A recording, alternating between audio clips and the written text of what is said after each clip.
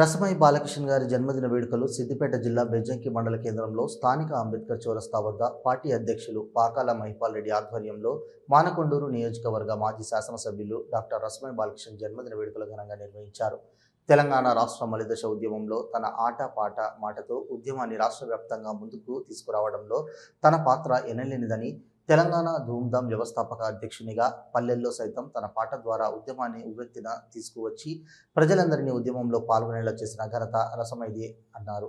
గాయకుడు, కవి మరియు రాజకీయ నాయకుడు. ఆయన రాష్ట్ర సాంస్కృతిక మండలి, తెలంగాణ సాంస్కృతిక సారథికి క్యాబినెట్ హోదాతో చైర్మన్గా, మానకొండూరు నియోజకవర్గానికి 2 సార్లు ఎమ్మెల్యేగా ఎన్నికై ఎన్నో అభివృద్ధి పనులు చేశారని, తన పుట్టినరోజు సందర్భంగా ఆ లక్ష్మీ నరసింహస్వామి ఆశీస్సులతో ఆయుర ఆరోగ్యాలతో ఉండాలని కోరారు.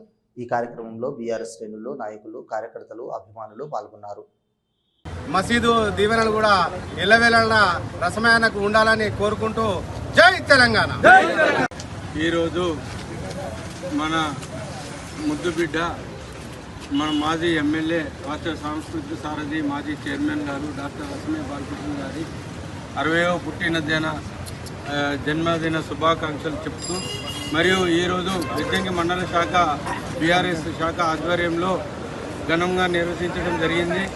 అన్ని అనుబంధ సంఘాలు మరియు మాజీ ప్రజాప్రతినిధులు అందరూ కార్యకర్తలు కలిసి మరియు ఎంతో ఉత్సాహంగా ఈ జన్మదిన వేడుకలను చేయడం జరిగింది.